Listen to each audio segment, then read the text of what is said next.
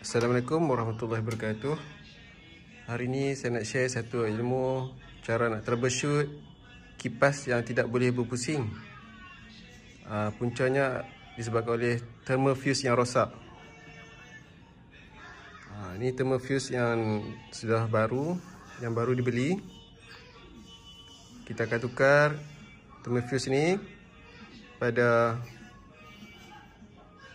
terminal wire yang sebelah kanan sekali ni.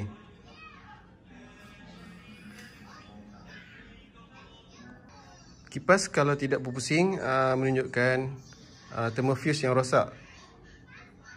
Kalau kipas tu slow, kapasitor yang sudah lemah. Jadi kipas slow, kapasitor rosak. Kipas tidak berpusing, thermal fuse yang rosak.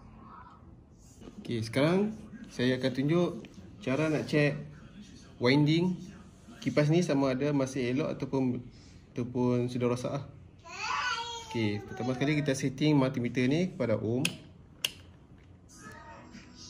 Okey, julat ni kita adjust kepada ohm, nampak? Okey, first sekali kita check pada terminal ni, kabel 1 dan kabel 2. Okay, check. Lepas tu kita tengok bacaan dia berapa.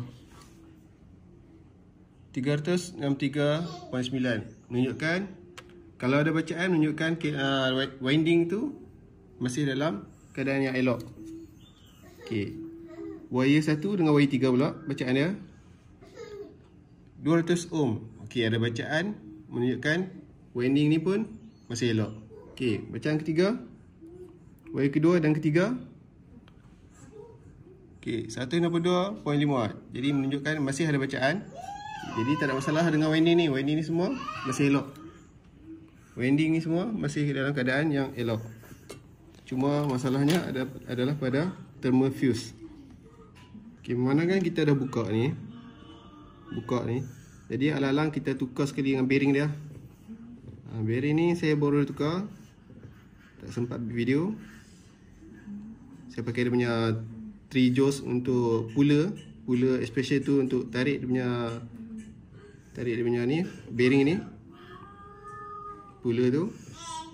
Lepas tu kita pasang, kita ketuk guna hammer lah.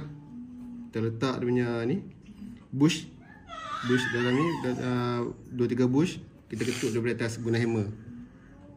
Nak cabut bearing ni, kita kena buat keluarkan semua wire yang masuk yang daripada dalam ni lah. Kita kena keluar, cabut, baru kita boleh masuk.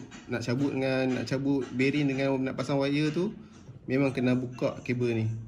Jadi kita ni untuk dia, mangkuk dia ni akan pasang tu lah.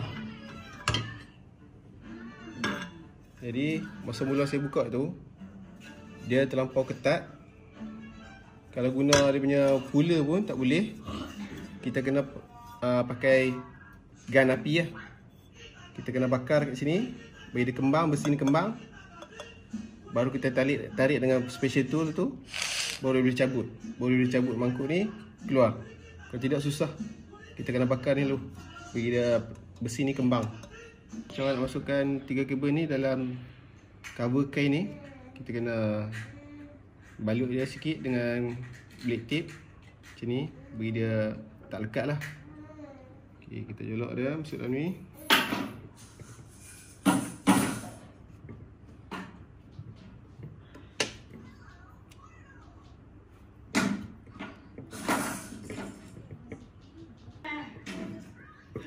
Okay, dia dah keluar tu, nampak? Dia keluar tu. Wait, saya muncul terus. Tarik sikit. Macam tu je.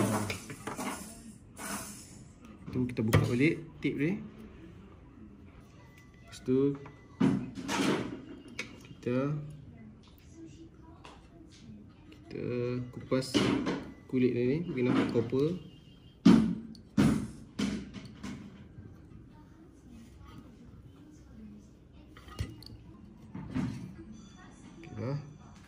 Lepas tu kita akan solder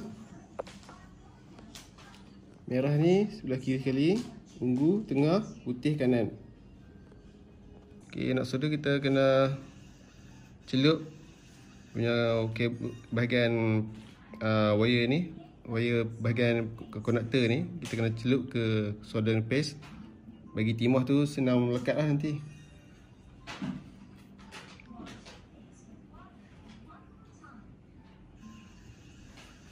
Macam tu. Merah ni kita letak timah dulu kat sini banyak-banyak, dekat tapak dia ni.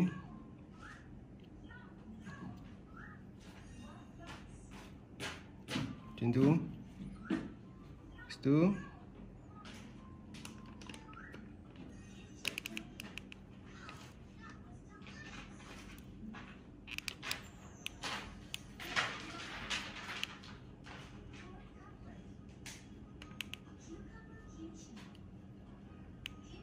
cuci bahagian mata tak. Kalau kita tak cuci nanti dia susah nak solder. Kita cuci dengan brus tembaga. Okey, merah dah. Tunggu pula.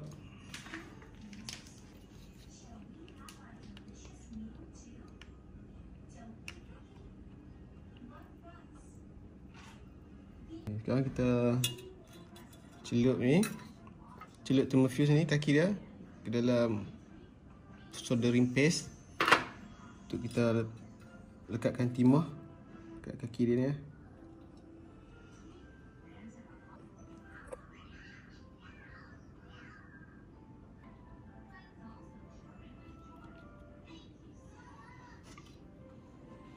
Okey, kita pasang kat sini.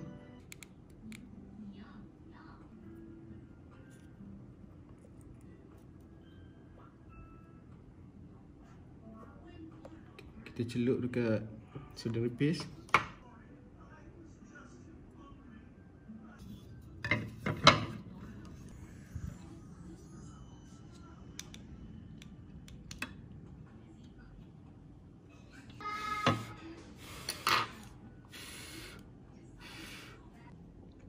Okey, dah siap pemasangan thermofuse di kabel putih ni.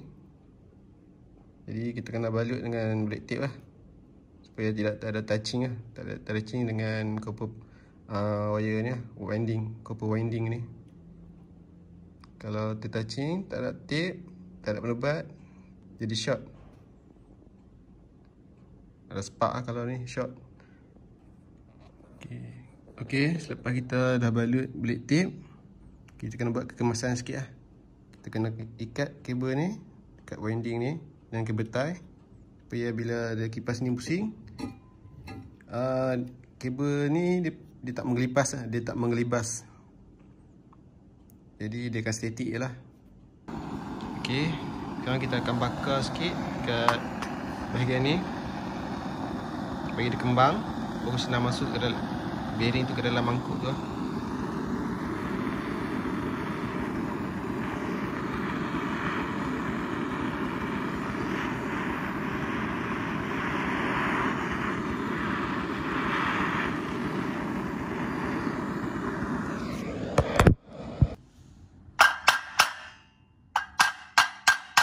Okey, sudah masuk. Okey, sudah masuk. Bearing sudah masuk dalam mangkuk dia. Sekarang kita kena ketatkan lah.